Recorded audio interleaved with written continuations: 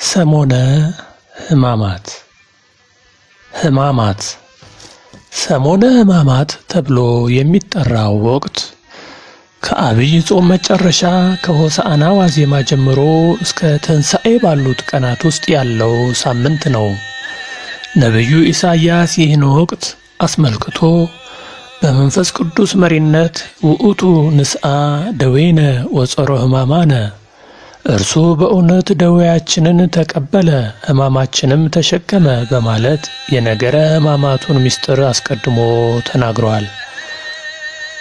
በዚህም መሰረት በኋለኛው ዘመን እግዚአብሔር ወልድ ስለኛ ስለ ሰው ልጅ ደህንነት ሲል ከቅድስት ድንግል ማርያም ከሥጋዋ ሥጋ ከነፍሷም ነፍስ ነፍቶ በፍቃዱ ሰው ሆኖ በፍቃዱ መከራ መስቀልን ተቀበለ። በመስቀሉም ላይ ሳለ በፍቃዱ ነፍሱን ለሞት አሳልፎ ሰጠ። በዚህም መሰረት እኛም በእርሱ በአምላካችን የሆነበትን መከራ መስቀሉን ሁሉ የምናስብበት ሳምንት በመሆኑ ሰሞነ ሕማማት ይባላል። ኢሳይያስ 53:4፣ ማቴዎስ 8:17፣ ዮሐንስ 1:29። ከ188 እስከ 230 ዓመተ ምህረት አካባቢ የእስክንድርያ ሊቀ ጳጳስ የነበረው ቅዱስ ዴሜጥሮስ እግዚአብሔር አምላክ በገለጠለት የጊዜ ቀመር ወይም ባሕረ ሐሳብ መሰረት ሰሞነ ሕማማት ከአብይ ጾም ቀጥሎ እንዲሆን ተወስኗል። ቤተ ክርስቲያንም በቀመረ ዴሜጥሮስ ዓመታትን በንዑስ በማዕከላዊና በአብይ ቀመር እየቀመረች አጽዋማት የሚገቡበትን በዓላት የሚወሉበትን ጊዜ ለምዕመናን ታሳውቃለች። ይህን ሳምንት ላቲናውያንና ግሪካውያን ታላቁ ሳምንት ሲሉት፣ ቅድስት ቤተ ክርስቲያን ደግሞ ሰሞነ ሕማማት በማለት ትጠራዋለች። በዚህ ሳምንት ጌታችን መድኃኒታችን ኢየሱስ ክርስቶስ ለሰው ልጆች በሙሉ ያደረገውን ትድግና ቅዱሳት መጽሐፍት በተለይም ግብረ ሕማማት የተባለው የቤተ ክርስቲያናችን መጽሐፈ ነገረ ሕማማቱን መከራ መስቀሉን በሰፊው ይነገርበታል። የተዋሕዶ ቤተ ክርስቲያናችንም መድኃኒታችን ክርስቶስ አንዳች በደል ሳይኖርበት በሰውነቱ የደረሰበትን ሕማሙንና መከራውን ሞቱንም እያሰብን ይህንን የአብይ ጾምን መጨረሻ ወቅት ወይም ስምንተኛውን ሳምንት በካህናቱ መሪነት ሁላችን ምዕመናን በተረጋጋ ሕሊና አብስተን በመጾም በመጸለይና በመስገድ እንድናከብር ሥርዓትን ሰርተውልናል። ለዚህም ነው እንግዲህ የተዋሕዶ ምዕመናን ሁሉ ይህንን የጌታችን ሕማማት ሰሞን ከተድላ ከደስታ በመራቅ ነገረ መስቀሉን እያሰቡ በሐዘንና በለቅሶ ሆነው የሚያሳልፉት።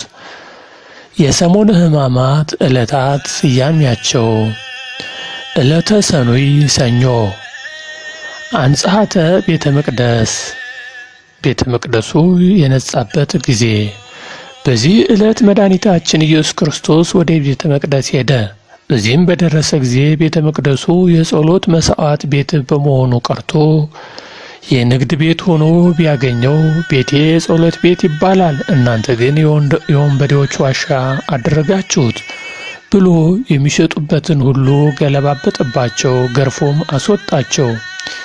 ይኸውም የእርሱ ቤተ መቅደስ የሆነውን ሰውነታችንን ኃጢአታችን ሰፍኖበት ቢያገኘው ራሱ ተገፎ መከራ መስቀሉን ሁሉ ተቀብሎ ከሰውነታችን ኃጢአትን ሁሉ እንዳራቀልን የሚገልጽ ምሳሌ ነው። ሉቃስ 19:36 መርገመ በለስ ያገኘበት ነው። ጌታችን የሆሳዕና ዕለት ቢታንያ አድሮ በማግስቱ ከቢታንያ ሲወጣ ተራበ። በመንገዱም ሲያልፍ ቅጠል ያላትን በለስን ከሩቅ ተመለከተ። ወደ በለሲቱም በቀረበ ጊዜ ከቅጠል በቀር አንዳች ፍሬ አላገኘባትም። ያን ጊዜም ከእንግዲህ ወዲህ ለዘላለም ከአንቺ ፍሬ የሚባል አይኖር ሲል በለሲቱን ረገማት። ደቀ መዛሙርቱም ይህን ሰሙት። በዚህም ምክንያት ይህች ዕለተ በለሲቱ የተረገመችበት ቀን ናትና መርገመ በለስ ተብላ ትጠራለች። ማርቆስ 11 በዚህ አገላለጽ በለስ የተባለችው ቤተ እስራኤል ስትሆን ፍሬ የተባለ ደግሞ ሃይማኖትና ምግባር ነው። መድኃኒታችን ክርስቶስ ከእስራኤል ፍቅርን፣ ሃይማኖትን፣ ምግባርን ፈልጎ አላገኘባቸውምና የአብርሃም ዘር መባልን እንጂ የአብርሃምን ሥራ በመስራት በምግባር በሃይማኖት ጸንተው መኖር አይፈልጉምና ደግ ሰው አልተገኘባቸውምና። በሌላ በኩል ደግሞ በለስ የተባለች ኦሪት ናት። ኦሪት በዚህ ዓለም ሰፍና ቢያገኛትም አማናዊ ድህነትን የምታሰጥ ሆና አላገኛትም።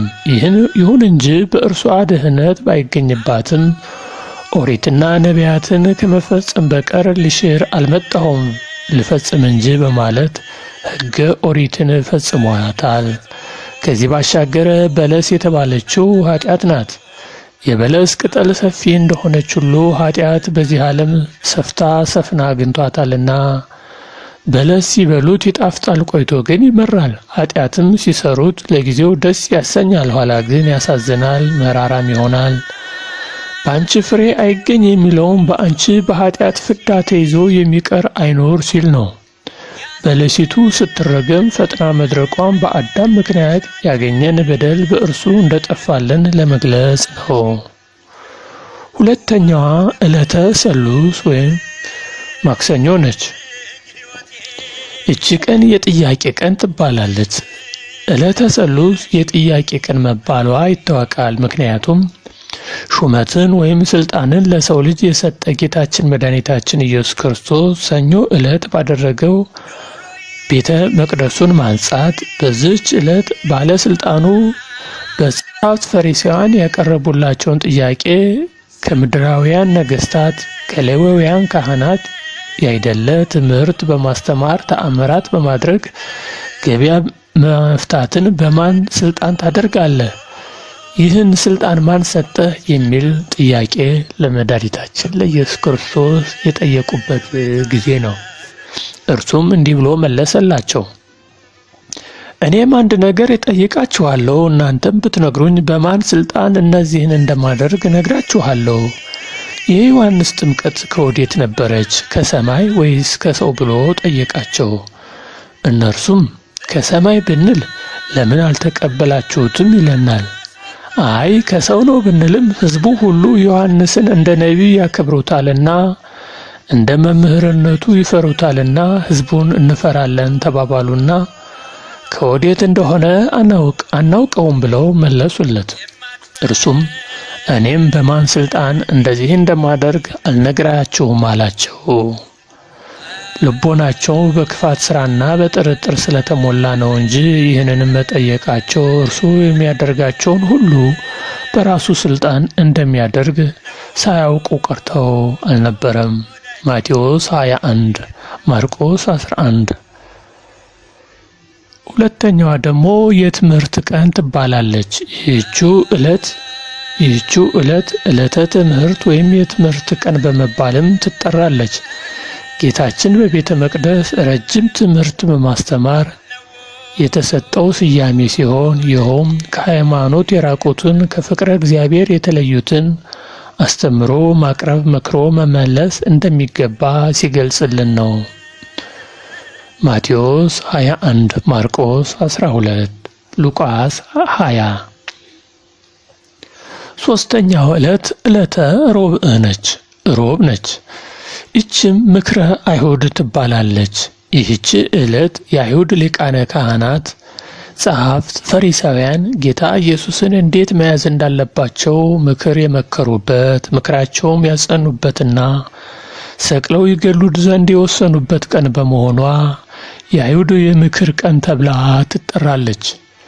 ይሁን እንጂ በዚህ ምክራቸው ወቅት ጌታ ኢየሱስን እንዴት አድርገው እንደሚይዙት በጣም ይጨነቁ ነበር።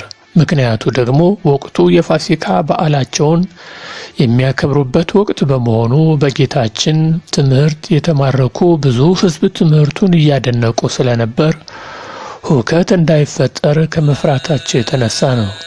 በዚህ ጭንቀትም ሳሉ ከደቀ መዛሙርቱ መካከል አንዱ የሆነው የአስቆርቱ ይሁዳ በመካከላቸው ተገኝቶ ጌታ ኢየሱስን እርሱ በመሳም አሳልፎ እንደሚሰጣቸው ለዚህ ተግባሩም 30 ብር ወረታውን እንዲከፍሉት ከእርሱ ጋር በመስማማቱና የምክራቸው ተባባሪ በመሆኑ ጭንቀታቸውን አስወገደላቸው። ማርቆስ 26 ማርቆስ 10 በዚሁም ቀን የመልካም መዓዛ ቀን ትባላለች።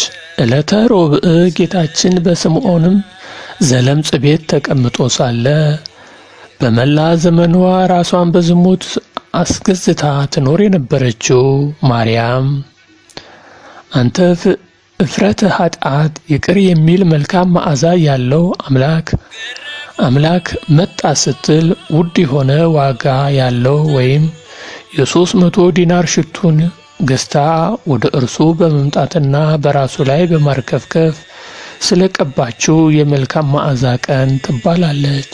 ይቺ ማርያም ነች። ማርያም መግደላዊት እስከ መጨረሻው ሰዓትም አብራው የተከተለችው ነች። በዚህ ምክንያት ከኃጢአቷ የተነሳ መልካም መዓዛ ያልነበራት ይቺ ማርያም አንተ እፍረት በዚህ በጎ ምግባሯ መልካም መዓዛ ያላት ሆና ወደ ቤቷ ተመልሳለች። ይቺ መግደላዊት ማርያም። ማቴዎስ 26 ዮሐንስ 12ን ያነቡ ይመልከቱ።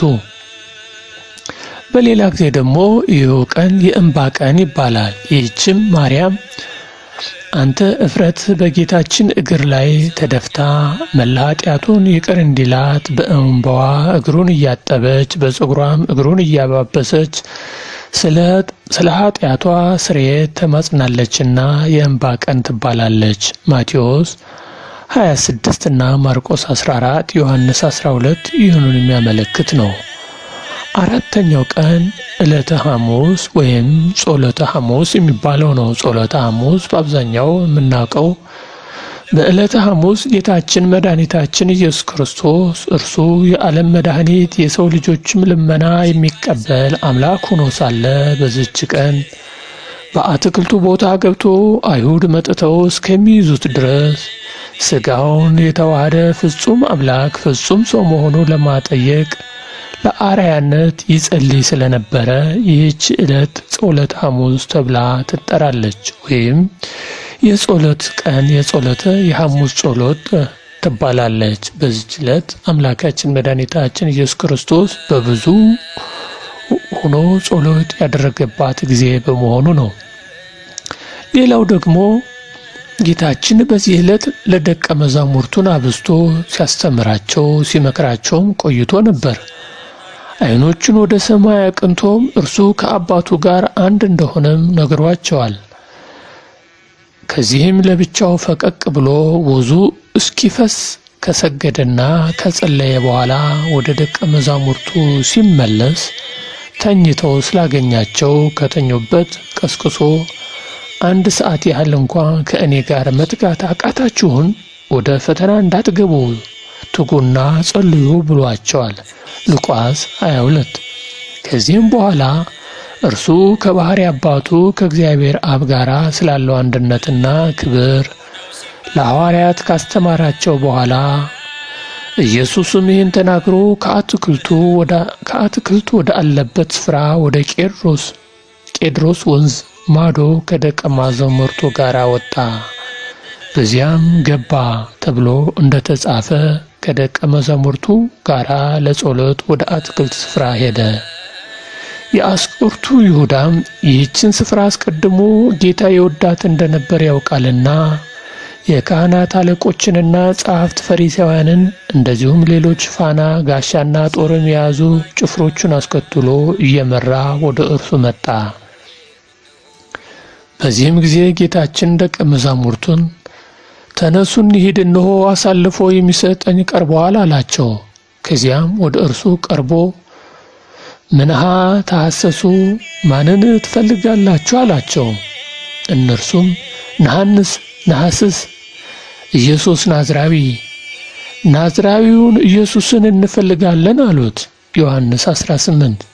ያን ጊዜም ይሁዳ ወደ እርሱ ቀርቦ መምህር ሆይ ቸር አለህን? ሰላም ላንተ ይሁን ብሎ ሳመው። መሳሙም ኢየሱስ ከደቀ መዛሙርቱ መካከል የትኛው እንደሆነ ለአይሁድ ለይቶ ለማሳየት የተጠቀመበት የጥቆማ ምልክት ነበር። ምክንያቱም የጌታ መልክና የወንጌላዊው ዮሐንስ መልክ ይመሳሰልባቸውም ነበርና ለይቶ ሲያሳያቸው ነው። ያን ጊዜም ጌታችን በሲእመኑ ተገብኡ ለወልደ እጓለ እመሕያው የሰውን ልጅ በመሳም አሳልፈህ ትሰጠዋለህን አለው። ሉቃስ 22። ከዚህም በኋላ ከእርሱ ጋር የመጡት አይሁድና ጭፍሮቻቸው ኢየሱስንም በስድስተኛው ሰዓት ሌሊት ያዙት፣ ወደ ሽማግሌዎችና ወደ ሊቀ ካህናቱ ወደ ቀያፋ ወሰዱት። ጴጥሮስ ግን ከሩቅ ሆኖ ይመለከት ነበረ። የነገሩንም ፍጻሜ ያይ ዘንድ ከአንድ ቅጥር ገብቶ ተቀመጠ። አይሁድም ይህን ቤተ መቅደስ አፍርሱት፣ በሦስተኛውም ቀን እሰራዋለሁ ብሏል ብለው ከሰሱት። ለዚህም ሁለት የሐሰት ምስክሮችን በክርስቶስ ላይ አመጡ። ሊቀ ካህናቱም ተነስቶ እንዲህ ሲያጣሉህ አትሰማንም አለው። ጌታችን ግን ምንም አልመለሰለትም። ሊቀ ካህናቱም ክርስቶስ ተብሎ የተነገረልህ የእግዚአብሔር ልጅ አንተ እንደሆንክ ንገረኝ አለው። ጌታችንም አንተ አልክ አለው። ያን ጊዜ ሊቀ ካህናቱ ተናዶ ልብሱን ቀደደው፣ ራሱንም በብረት ዘንግ መቱት። ይህም ጊዜ ከመከራው ጅማሬ ነበረ። ማቴዎስ 26። ይህ ምስጢር ቀንም ይባላል። ከሰባቱ ምስጢራተ ቤተ ክርስቲያን መካከል አንዱ የሆነው ምስጢረ ቁርባን የተመሰረተው በዚች ዕለት ነውና ይህች ዕለት ምስጢረ ቀን ተብላ ትጠራለች። ምስጢረ ቁርባን መድኃኒታችን ክርስቶስ በዚች ዕለተ ሐሙስ ለአርብ ምሽት በሁለተኛው ሰዓተ ሌሊት ህብስቱን ባርኮ ለ13ቱ ከፈተተ በኋላ ለደቀ መዛሙርቱ ሰጥቷቸዋል። እንጀራውንም አንስቶ ባረከ፣ ቆርሶም ለደቀ መዛሙርቱ ሰጠና እንካችሁ ብሎ ይህ ሥጋዬ ነው አለ። ጽዋውንም አንስቶ አመስግኖ ሰጣቸው፣ እንዲህም አለ፣ ሁላችሁም ከእርሱ ጠጡ፣ ስለ ብዙዎች ለኃጢአት ይቅርታ የሚፈሰው የዮሐንስ የአዲስ ኪዳን ደሜ ነው ተብሎ እንደተጻፈ 13ኛው ደግሞ ምንም እንኳን የሚጠቅመው ባይሆንም ለእርሱ የሚቀበለው አድርጎታል። ጥዕሞ አጥአምሞ ቀምሶ አቀመሳቸው እንዲል አንድም አብነት ለመሆን እንደዚህም ነገ በመልአተ መስቀል 13ቱን ሕማማተ መስቀል እቀበላለሁ ሲል ነው። ጌታ ይህን አርያነት ባደረገልን ኖሮ ዛሬ ይህን የጌታን ሥጋና ደም ሳይቀበል አቀብሎ ብቻ በሄደ ነበረና ይህን ሥርዓት ለማስተማር ነው። አንድም ቅዳሴ ማርያም። በዚህም መሠረት እኛ ከእርሱ ከመድኃኒታችን ከክርስቶስ ጋር አንድ የምንሆንበትን ምስጢር ለደቀ መዛሙርቱ የገለጠበት ዕለት በመሆኗ ይህች ዕለት የምስጢር ቀን ተብላ ትጠራለች። በዚች ዕለት የቅዳሴ አገልግሎት የሚፈጸም ሲሆን የቅዳሴው ሥርዓትም ዝቅ ባለ ድምፅ በለሆሳሳ ነው። የቃጭሉን አገልግሎት የሚተካው ጸናጽል ሲሆን ይህም አይሁድ ጌታችን ሊይዙት በመጡ ጊዜ ድምፃቸውን ዝቅ አድርገው በለሆሳሳ እየተነጋገሩ መምጣታቸውን ለማሰብ ነው። በቅዳሴውም ጸሎተ ተአምኖ ሥርዓተ ኑዛዜ የማይደረግ ሲሆን ሥርዓተ ቁርባን ግን ይፈጸምበታል። ይህም የሚደረገው ጌታችን ለእኛ ለሰው ለምእመናን ወገኖች የሰጠውን ዘላለማዊ ቃል ኪዳን ለማሰብ ነው። በዚችም ዕለት ኦርቶዶክሳውያን ተዋሕዶውያን ምእመናን ከቀድሞ ራሳቸውን በንስሐ በማዘጋጀት ቅዱስ ሥጋውን ክቡር ደሙን ይቀበሉበታል። ሌላው የአዲስ ኪዳን ሐሙስም ትባላለች። ይህች ጸሎተ ሐሙስ ቀን ይህች ዕለት መድኃኒተ ክርስቶስ ራሱን የተወደደ መሥዋዕት አድርጎ የገለጠባት፣ በእንስሳት ደም ይቀርብ የነበረው መሥዋዕት ኦሪትም አብቅቶ አማናዊው የአዲስ ኪዳን መሥዋዕት ለድኅነተ ዓለም የተበሰረባትና የተጀመረባት ዕለት በመሆኗ የአዲስ ኪዳን ሐሙስ እየተባለች ትጠራለች።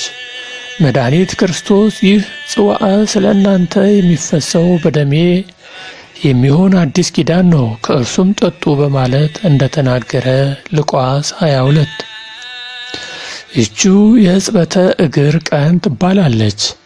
በዚች ዕለት በመጀመሪያዋ ሰዓተ ሌሊት በመጽሐፍ ማበሻም ጨርቅ ወስዶ ታጠቀ። በኋላም በመታጠቂያው ውሃ ጨመረ። የደቀ መዛሙርቱን እግር ሊያጥብና በተጠቀበበትም ማበሻ ጨርቅ ሊያብስ ጀመረ። ወደ ስምዖን ጴጥሮስም መጣ። እርሱም ጌታ ሆይ አንተ የእኔን እግር ታጥባለህን? አለው። ኢየሱስም መልሶ እኔ የማደርገውን አንተ አሁን አታውቀውም፣ በኋላ ግን ታስተውለዋለህ አለው። ጴጥሮስም የእኔን እግር ለዘላለም አታጥበኝም አለው። ኢየሱስም ካላጠብኩህ ከእኔ ጋር ዕድል የለህም ብሎ መለሰለት። ስምዖን ጴጥሮስም ጌታ ሆይ እጄንና ራሴን ደግሞ እንጂ እግሬን ብቻ አይደለንም አለው። ኢየሱስም የታጠበ እግሩን ከመታጠብ በቀር ሌላ አያስፈልገውም፣ ሁለንተናው ግን ንጹሕ ነው፣ እናንተም ንጹሐን ናችሁ፣ ነገር ግን ሁላችሁም አይደላችሁም አለው። አሳልፎ የሚሰጠውን ያውቅ ነበርና፣ ስለዚህ ሁላችሁ ንጹሕ አይደላችሁም አለ። እግራቸውንም አጥቦ ልብሱንም አንስቶ ዳግመኛ ተቀመጠ። እንዲህም አላቸው፣ ያደረጉላችሁን አስተውላችኋልን? እናንተ መምህርና ጌታ ትሉኛላችሁ፣ እንዲሁ ነኝና መልካም ትላላችሁ። እንዲህ እኔ መምህርና ጌታ ስሆን እግራችሁን ካጠብኩ፣ እናንተ ደግሞ እርስ በራሳችሁ እግራችሁን ታጠቡ ዘንድ ይገባችኋል።